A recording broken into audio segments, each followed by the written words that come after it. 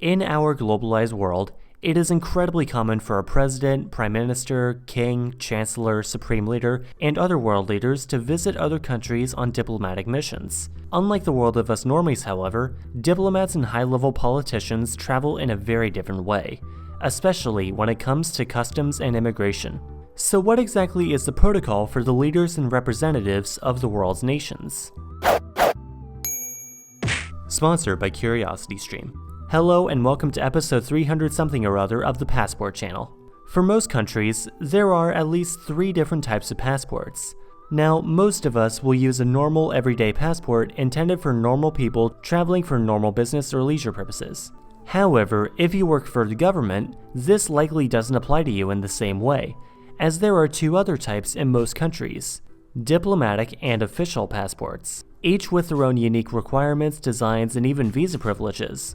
Let's talk about diplomatic passports first. As implied in the name, diplomatic passports are of course given to diplomats when they go to represent their country in an embassy or consulate, or for some other purpose that requires their nation to be represented in some way by a special person.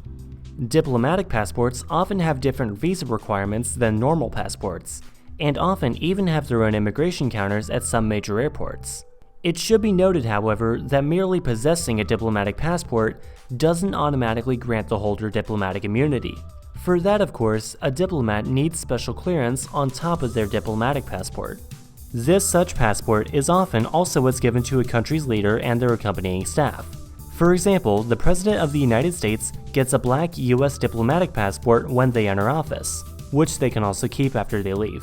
Which in this case also has the sentence, "The bearer is the President of the United States," printed on one of the pages, which I can imagine gives a few border agents a bit of a jump occasionally. When a world leader arrives in an airport in another country, however, the party does not line up to get their passport stamped.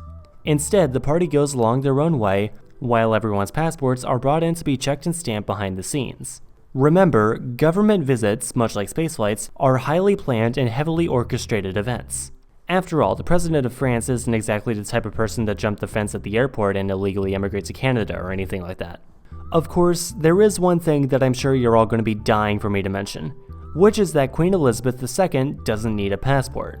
This is of course because the inside cover of the British passport says, "Her Britannic Majesty's Secretary of State requests and requires, in the name of Her Majesty, all those whom it may concern, to allow the bearer to pass freely without let or hindrance, and to afford the bearer such assistance and protection as may be necessary." Which basically means that all British passports are of course issued in the Queen's name, meaning she can basically wave herself through. However, every other member of the royal family cannot. So that was kind of relatively straightforward, but of course this video is looking kind of short as it is. So I'm going to use an old trick of mine and turn this video into a video on similar types of passports, since there is still lots of government passports.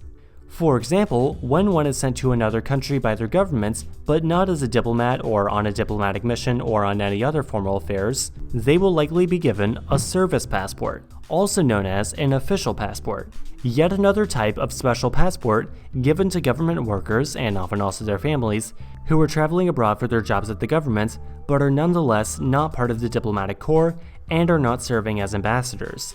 On a somewhat similar note is the United Nations laissez-passer, a passport-shaped travel document given to officials of the UN and other select agencies, notably including the World Bank, IMF, WHO, WTO, WTO, WTF, YMCA, RASPECT, and several others for traveling on official business. Like actual passports, they provide visa-free travel to certain select countries, assuming the border guard in question even knows what it is. No, really, that happens so often that its Wikipedia page actually warns that immigration officials might not actually realize it's a real travel document. Pro tip, if you're going to be traveling with one of these, maybe carry your nation's actual passport with you just in case. However, there are 2 versions of the UN laissez-passer. There's the blue one, which is much more common and comes with some diplomatic immunity, and the legendary red one, which comes with full diplomatic immunity. Okay, now for a rapid-fire list of slightly related documents to wrap up this video. Interpol gives its officers their own Interpol travel documents, basically special Interpol passports for on-duty officers traveling between Interpol member nations to waive any visa requirements in case of any emergency that particular officer might be needed for. Refugee travel documents are also documents given to refugees by the country they have fled to in order to allow them to leave and return to their country of choice.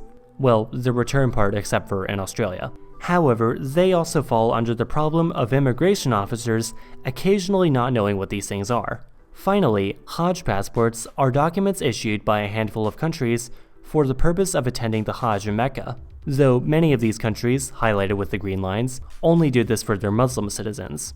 Which, I mean, to be fair, you're kind of already doing by default anyway.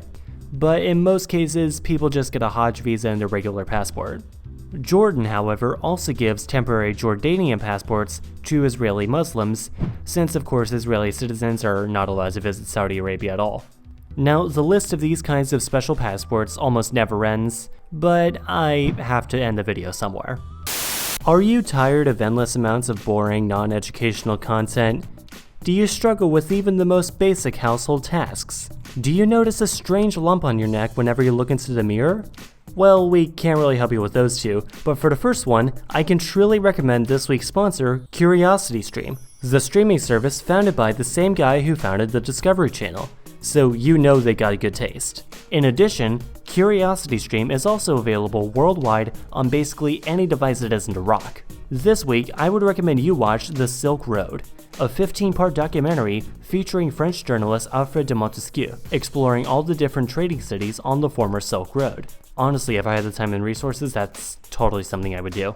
If that sounds cool to you, you can check that and thousands of other documentaries out for only $2.99 per month or $19.99 per year, and also a month-long free trial if you go to curiositystream.com/KhAnubis and use the coupon code KhAnubis. And if that doesn't sound cool to you, I would still recommend you try it out. I mean, hey, you don't know for sure if you haven't tried it, right? Thanks for watching. It was nice to make a passport video again. It's been a while since I've done one of these. If you want to see more of these, please give this video a like and let me know. Also, just to confuse everyone who didn't watch through the ad, type "Duck, the blue wizard is coming" in the comments. As always, be sure to like, share, and subscribe to learn something new every Sunday.